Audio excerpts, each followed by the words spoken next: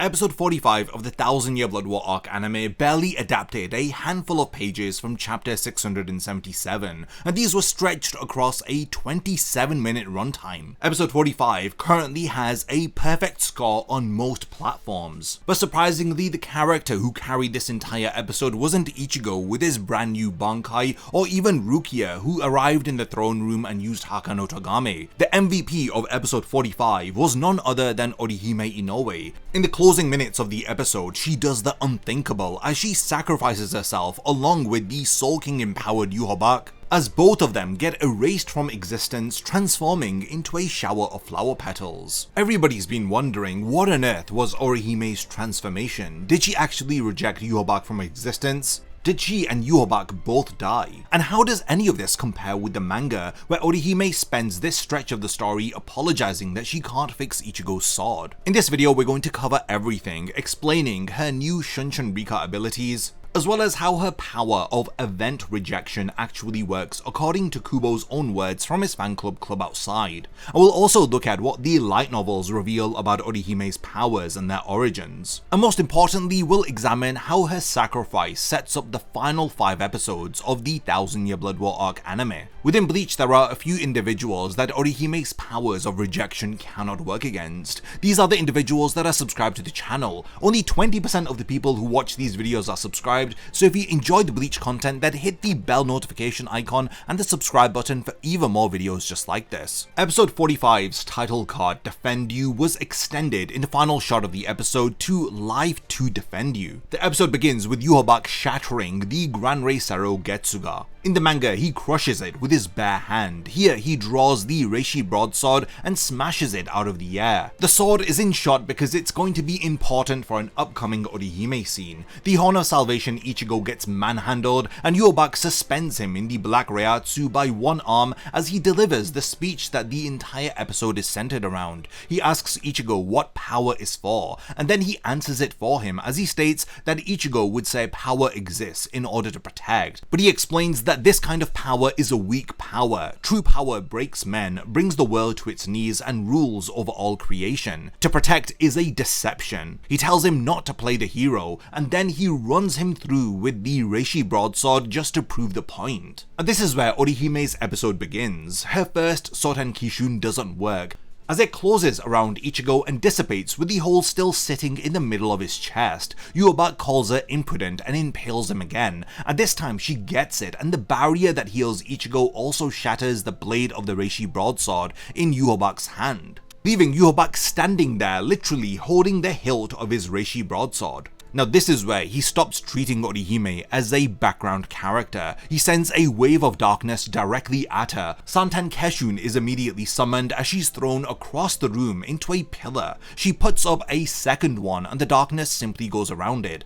up the pillar and down from above, as it then punches right through her chest. Ichigo calls out for her and Yhwach asks him if he can really afford to be worried about someone else right now. He then puts his palm on Ichigo's chest and blows a far bigger hole through him with a blast of concussive force.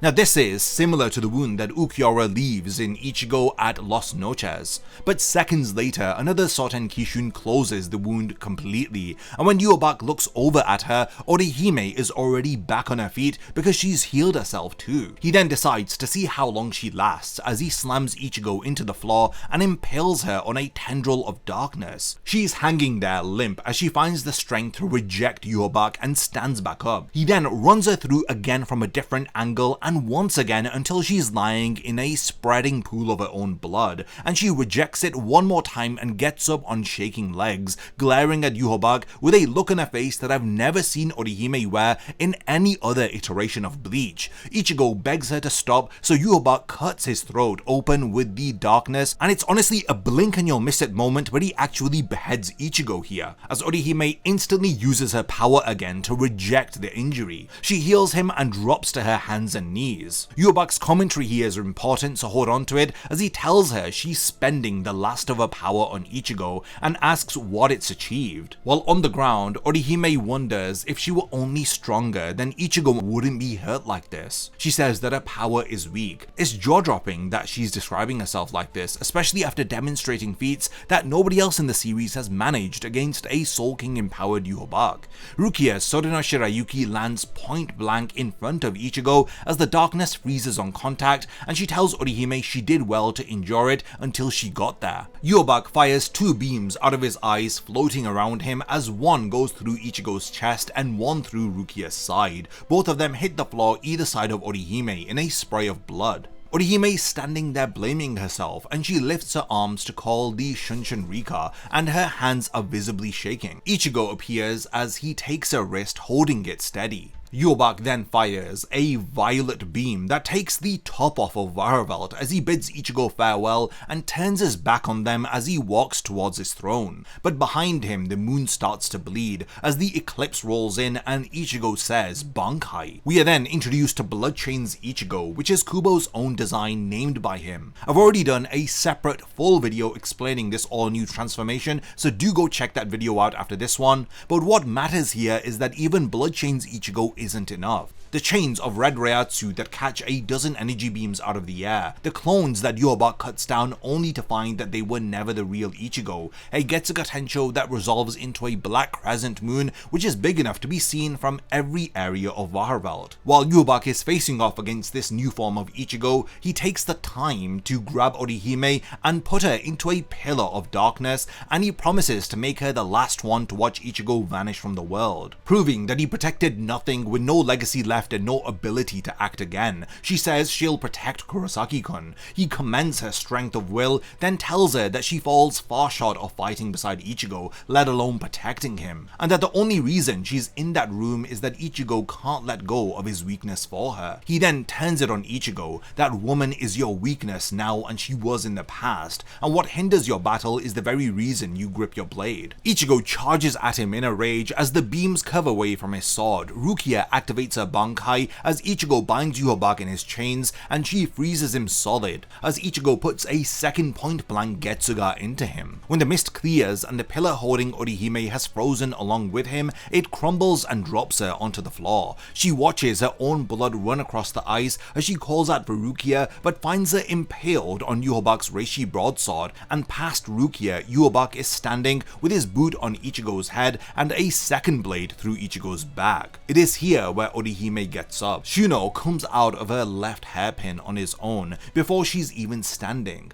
Then she walks forward, calling the rest of them by name. Tsubaki, Ayame, Hinagiku, Bygone, Lily. They all come out and start tracing lines of blood through the air that run upward around her. Orihime has found the resolve and the anger to evolve her Shun Rikka abilities. And honestly, the emotion of anger is not one that you would ever associate with Orihime. Yhwach fires a beam at her as she gathers the 6 of the fairies in front of her, and it splits and scatters the beam around her without touching her. He then fires a barrage of beams and the explosion does nothing at all, and the blood pooled around Orihime begins to lift up into the air. Then the 6th of the fairies circle into a ring of red light in front of Orihime as she steps forward and falls into it. She appears out of it wrapped in red light as Yhwach kicks Ichigo across the floor at her, and she doesn't even flinch. He asks if she's throwing her life away, and the 6 fairies spin into a halo over her head and open out into a 6-petaled flower. She then takes this down into her hands and carries into him, and the light swallows them both. Yhwach's extra pupils snap back into his eyes, and he stares at her as Ichigo protests and Rukia can barely get the words out.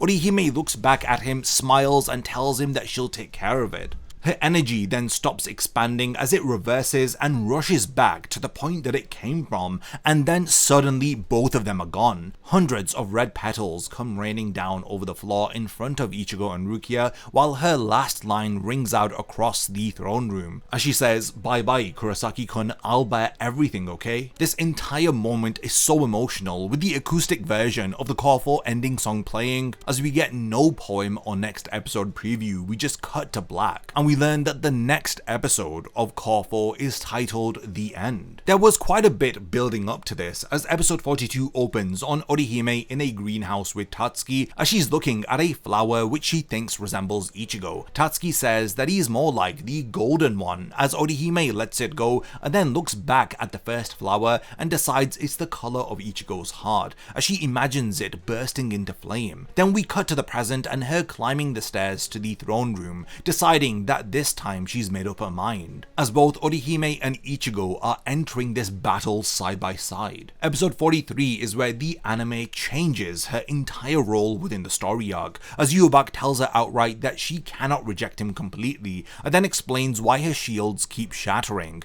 And this is the smartest piece of writing in Core 4. She is unconsciously accepting his attacks, because the power flowing through him is the same power flowing through Ichigo. Her rejection seems to have a blind spot which is the same shape as the person that she's projecting. When she is then crushed flat under Yhwach's Reiatsu with her arms opening up, she says she won't let him hurt Ichigo, declaring that she will protect him, and this is why she rejects. Shiten Koshun fires and throws the Soul King's own Reiatsu back at Yhwach. In response, he gives a genuinely impressed reaction. In episode 44, Ichigo activates his Horn of Salvation form, and it's her barrier which takes the brunt of the blast. Then the horn comes through the smoke, and the memory of Zangetsu taking over Ichigo's body against Ukiura flashes through her, and it lasts exactly until he casually says hi to her. In the Ranka arc, the horn made her freeze, but here she realizes that Ichigo is still himself. So across 3 episodes, we see her desire, her limitation, and her fear that she used to carry. She surpasses all of them, which leads to the moment in episode 45. Each ability from Shun Rikka is one concept aimed in a different direction. Whenever she calls out a technique, it ends the same by her saying I reject. Santen Keshun repels what's outside the shield. Soten Kishun repels what's inside it. So whatever happened in that space is denied, and the subject goes back to how they were. Koten Zanshun repels both sides at once. Shiten Koshun turns an incoming attack into an explosion and sends it back down its own path.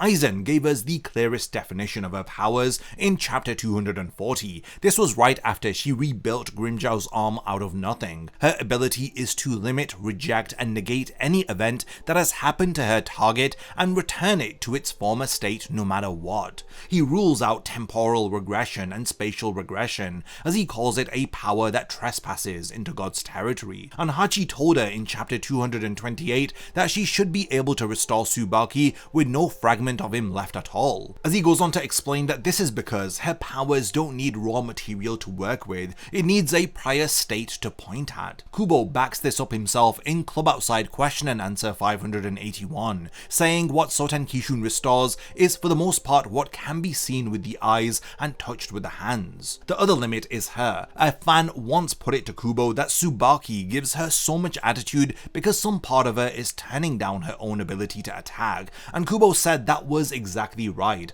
Her power is an expression of what she refuses to accept, and she has never once been able to refuse an enemy's right to exist. Jirobo spotted it back in the Soul Society arc, and Yami shattered Tsubaki over it. And when her resolve breaks, the entire system goes down with it, which is why Ichigo's chest wouldn't close in chapter 349 while she was screaming at herself, asking what she was supposed to do. So the ceiling on her power has never once been the power itself, it's what Orihime is willing to reject. In chapter 401, Aizen explains to Ichigo that Orihime's powers were awakened by the Hogyoku when she cursed her own powerlessness with everything she had. The Hogyoku answered her call. Her ability is as a result of this wish, and this wish was never to hurt anybody, it was to undo hurt. So she got the ultimate shield, ultimate restoration, and an attack that she can barely bring herself to use. The light novels go somewhere much stranger, and Kubo's confirmed that he personally supplied the continuity and plot details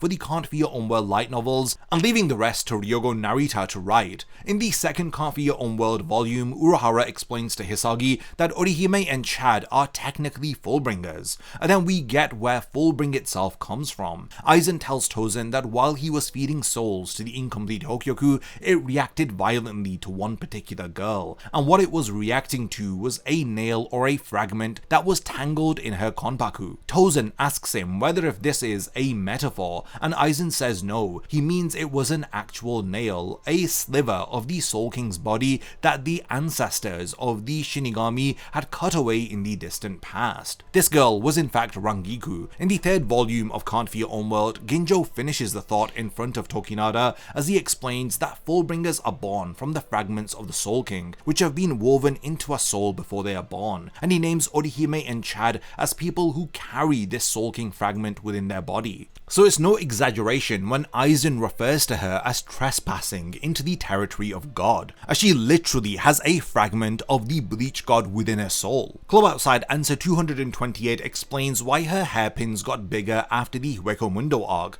Urahara fitted them with an outer casing so that they wouldn't break so easily, and nobody else has really mentioned this, so I thought that it would be worth talking about here. Those pins have always been the fragile point of her own power. Tessera held her hostage in chapter 289 by threatening to snap them, and he called them ridiculously weak. Then in episode 45 of the 1000-Year Blood War arc anime, she puts them through the most violent thing that they've ever done, and they hold up perfectly fine. So what is the merger of the Shun Rikka 6 spirits? Now she forms a flower that she carries into Yhwach at the end of the episode. These are the 6 petals, 6 spirits of Shun Rikka gathered into a single object. Typically, with the abilities that she uses, it splits the fairies into groups that create those respective barriers. But on this occasion, all 6 of the fairies go into one single action, and the barrier doesn't get placed anywhere at all. It closes around her instead. She is literally within a shield. The best way that I can describe it is as a full body Soten Kishun with no off switch. This is why the blood doesn't just stop flowing, it climbs back off of the floor and back into her body. She's rejecting the event of having been injured at all, and surprisingly it's happening continuously on herself. It's also why the beams bend instead of breaking against something. There appears to be a condition or a property around Orihime that states that if she's going to get hit, it's going to be a non-event. When she reaches Yhwach, the flower opens. What it does to Yhwach is strip the phenomena holding him up. This is his access to the Soul King's power, which shuts off, and once that's gone, the rejection keeps running as it then rejects him standing there, and even her standing there in the moment. They are both undone. What remains is the Quincy Emperor, whose body has already been shredded twice by Ichigo's Blood Chain's Getsuga. Orihime rejected her own existence alongside Yhwach's, and this was the only way that she could reject Yhwach, who is now functionally the new linchpin of reality after having absorbed the Soul King. In the anime version, Yhwach did not have access to the Almighty for a single second of episode 45, because Hashward was wielding it. Now this is why Uryu sent Ichigo up these stairs in episode 41 in the first place. So when Yhwach wakes up in the anime, Hashward doesn't hand the Almighty back to him. He spends the first half of Core 4 with access to the Almighty, which he uses against Uryu. He even says himself that he's borrowing it as Yhwach's other half. This is why all of the dialogue within chapter 677, where Yhwach explains future sight, is held back for later after he acquires the Almighty. This means that Orihime never actually beat the Almighty at all with her Shun Rikka. The manga's rule is that she cannot reject an event that the Almighty has already overwritten. But here nothing was overwritten because he couldn't see her coming. Chapter 617 establishes that there's exactly one thing that the Almighty cannot perceive, and that's Mimihagi, the Soul King's right hand. Now there's a reason why Orihime's sacrifice against Yhwach kept continuously cutting back to Uryu vs Hashward, because these two fights are unfortunately linked. Uryu spent the entire episode measuring Hashward, counting the seconds off in his head while he's being beaten. What he works out is that the borrowed Almighty goes blind for 3 seconds after every use. Hashward laughs at him, says he's already foreseen the Sanrei glove coming out of that pocket. Uryu fires a Sternen stab at his back as Hashward tends to cut it down, and in the window that Uryu has, he tears free and gets a hand over Hashward's face and puts the glove onto him with his ability, the Antithesis. Hashward tells him 3 seconds won't save him, as Uryu's answer is that it's still 3 seconds. He snaps the protrusion off the wrist and the Almighty is ripped out of Hashward while he's screaming. Now this occurs simultaneously with Orihime's sacrifice.